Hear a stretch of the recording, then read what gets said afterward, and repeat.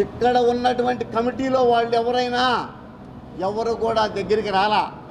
అది తాడో పేడో మంచో చెడో ఏమైనా అనుభవించడానికి సిద్ధపడి నేను చేశా. కానీ నా గొప్పతనం ఇన్ని సంవత్సరాలైనా కూడా ముందుకు ఇవాళ మాట్లాడాల్సి వచ్చిందంటే మేము చేసిన తప్పు అదేనా? అందుకని మనం చేసే పనిలో స్పష్టత, మంచి చెడు అనేది లేకుండా ఈ విధంగా మాట్లాడటం అనేది ఇన్ని రోజులు అటువైపు ఉండి ఇవాళ ఎందుకు మాట్లాడుతున్నావంటే నాకు 10 సంవత్సరాల క్రితం నుంచే నా కింద పెద్ద అగాధం తవ్వుతున్నారనే సంగతి నాకు తెలియదు. ఈ అగాధం తవ్వే సంగతి ఎప్పుడు తెలిసింది?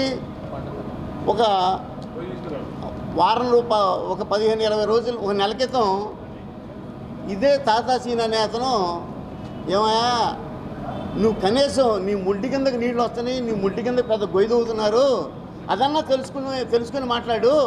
తెలుసుకొని మాట్లాడకపోతే నువ్వు వాళ్ళు తీసే గోతులు అమాంతంగా కింద పడిపోతే మంచి మదపేనుగు కూడా ఆట గుర్రంలాగా తయారయ్యే పరిస్థితి వస్తుంది, నీ కర్మ కూడా అట్ట కాల్చుకోబాగా అని చెప్పి నాకు ఒక వీడియో చూపించాడు.